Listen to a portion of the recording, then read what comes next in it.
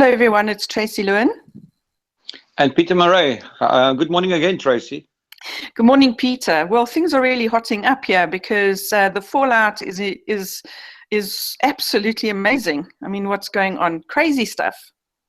Yeah, I mean, David Cameron made his phone call to the Queen and he resigned. David Cameron resigned after the Brexit vote. That is the major news at the moment. And right after his resignation, the Bank of England chairman came up and he made a statement saying the Bank of England will do anything to, basically to support the British economy and the markets and everything. They will do whatever is necessary. I think the guys are panicking, and I'm looking here at the market prices of the UK bank stocks are taking a hammering. Barclays are down 20%. Royal Bank of Scotland are down 18%. I think you've got the thing up there. The Virgin Money is down 22%. Royal Bank of Scotland is down 22%. So, this is a major issue. And of course, Bitcoin is up 11%. Yes, I saw that as well. Bitcoin started moving during the night, and as the votes were being counted. So, yeah, good for you if you've got some Bitcoin stashed instead of pounds at this point in time. Well, they say that the European stocks are set for the worst drop since 1987, which means this is worse than 2008. And also, the US futures have just hit their limits. So, which means that it can't go any lower today because there's limits in place on the futures exchanges. So people are going to hold their breath for the opening of the New York markets. It's really going to be interesting. I just see that the news on Bloomberg is that Mark Carney pledged £250 billion to fund the first line of Brexit defense. And gold has also seen its biggest gain since 2008. So this is real financial chaos that we are seeing here. But the big worry for me is that we're seeing this big drop in bank shares. And we might get a bank run in the UK, which would be interesting and will definitely put the UK credit rating under tremendous risk or tremendous pressure. So what about emerging markets? What do you think is going to happen there? Because obviously we are emerging. Well, Europe is the biggest trading partner of a lot of emerging markets, including South Africa and Brazil, and Russia. So it's really very, very interesting to see what happened. Is the South African rand just made it's a low against the dollar of 15.50, and it looks like it can go lower. So yeah, it's a problem. It's a big problem, and I'm not sure where this ends. Because this could be the Lehman Brothers of 2016. Incredible, Peter. This is really, really big stuff. And, I mean, experts have been talking about this whole recession looming, the fact that 2008 was really just a speed bump and we were headed for something really, really massive. And I mean, now, is this actually the catalyst? Is this what's going to push things along a lot quicker than we thought? Look, Tracy, this was a huge shock. I'm not sure whether it's just going to be a sustainable shock. Well, that'll be unfold over the next few days. It'll be interesting to see how the US Federal Reserve responds. They'll probably come out with a statement as well to try to calm the markets. But it's major news. Firstly, we have one of the biggest economies in the world moving away from its trading partners, basically splitting away from the European Union, which in itself is a major event. And then a few minutes later, we've got the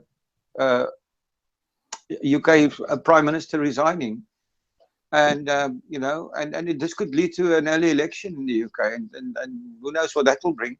But the major political fallout are these voices now from Scotland and Northern Ireland, basically demanding independence. This is what they're saying. I mean, they might be saying it in a nice way, but this is what they're shooting for. It's going to raise these independent cries, like I said in the earlier video we made this morning, from all the Spanish separatists and all those movements are all going to come up. The Catalonia, all those places are going to say, but we want to be out of the European Union as well. And we might see the breakup of Europe. That's why we see the DAX are down 10%. The French markets are down 8%. So yeah, it's real chaos in the markets. And of course, like I said, the Bitcoin markets are trading up a little bit, but it's going to be interesting to see what happens. Yeah. And Peter, what about the man in the street? I mean, what about job losses? I mean, I heard this morning that they said that the building sector, obviously real estate, and banks are going to really struggle like crazy. So what about the man in the street who's now wondering what next? And the other thing is, this is such a divided camp. I mean, it's actually the split was so close. I mean, it's a divided nation. Yeah, well, we're talking only about the UK, but this might trigger a recession in the UK, but this might also trigger a worldwide recession. So it's very hard to say exactly what is going to happen, but I think this is creating more and more uncertainty in the financial markets, and the question is, what does the man in the street do? I believe this is all the tipping point towards our new digital economy. I mean, as just the financial markets, we are also here to look at, from our side, to look at what is the impact on the digital economy, on Bitcoin and cryptocurrencies. And I think this is just another catalyst.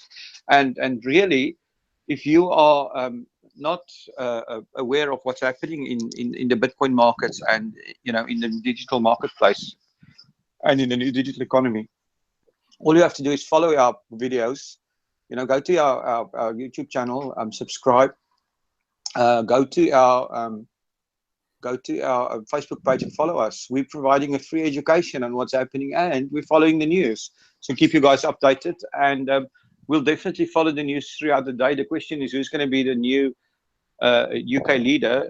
I see Boris Johnson is going to make a statement shortly.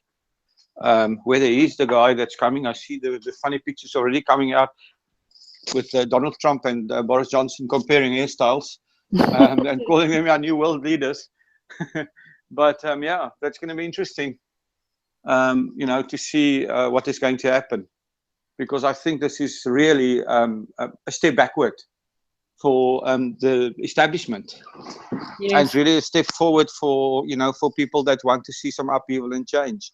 And is this going to ignite calls for change throughout the world, especially throughout the US? It's going to ignite Donald Trump's campaign, and it's going to ignite nationalist movements inside Europe.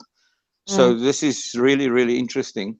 But what you need to do now as a private person is start building a financial moat around your finances. If your money is in a bank, remember, the money in the bank is only guaranteed up to a certain amount by the government, and the government guarantees aren't worth the paper they're written on. So be careful. And I would get some of my money into something like Bitcoins and into a wallet in my pocket where I can hold it without being, it can't be, taken by other companies or countries, being held, by other companies or countries. Well, it can't be taken by a central authority. Yes. Which yours, where you have the control over it. So, because if we go into another financial crisis, I'm not sure what shooting power the central banks have left to print more money. If they print more money, we're going to have a tremendous crisis. And already Mark Carney is saying 250 billion. Where's that 250 billion pounds coming from? That's money printing. Yeah. So that means more quantitative easing, more money printing. This is going to be crazy. I mean, and totally unsustainable if that happens. So, yeah. It's going to be difficult for the banks if the shares keep sliding. One good thing for the banks, though, is they have a bit more capital than they had in the previous financial crisis. That's true. But that capital can erode quickly if stocks keep on falling. Exactly. So this is a very interesting day today, a day in history. This is absolutely a day in history, a day to remember. I mean, this was really, something that people didn't expect, and it's really turned the whole world upside down. Well, and well, you know, one day I can tell my family, or rather my great grandchildren, that at 20 to 5 in the morning, I was watching the announcement that the EU, or rather that the UK, has voted to leave the EU. Donald So Trump has really, done. really a Yeah, Danish. Donald. It's a day in history. Donald Trump has just made a statement, and he says he thinks it's a great day for the UK taking back their country from the European Union. Oh, And yeah. of course, he's just arriving in the UK to open a new to relaunch one of his golf courses. So he's already weighing in and saying that it's a great thing that the British people have taken back the country and voting to leave the European Union. That was his statement. Oh, my goodness. So yeah, Interesting very week interesting. ahead. So he's going to use this to inflame his campaign, and I think people in the US are going to take right wing groups are taking courage from this. Mm. So yeah, it's going to be interesting to see what happens. This is really a big shock to the UK financial system, though. Like I Actually, said, just a couple of weeks ago, Obama came and said that he was encouraging them not to leave. Do you remember that? yeah, I remember that. But that's all political. The fact is, the financial markets are struggling, and that's what we need to look at. It's not from our side. Is we want to look at what the fallout is going to be, and how do we advise people to protect themselves against potential financial uncertainty. What we have here is tremendous uncertainty, and that means that with that uncertainty, we need to look at where's the best place to park our money. And my belief is, and our belief is, that people should be looking at the new digital economy and put at least some of their money into Bitcoin and in the crypto world. Yes, exactly. Well, just such an exciting day, I have to say. So yeah, Peter, Yeah, let's watch this very, very closely and report back. we'll report back. Everybody, please, like I said, just stay tuned. We will keep on abreast of the news. Go to our Facebook page where we actually post new as the news break. We post on our Facebook page, so you can follow everything by just following our Facebook page. You'll keep up to date on the news, and follow our YouTube channel. We will be making videos like this to keep you guys updated all the time. And have a great day, and have a great weekend. Absolutely.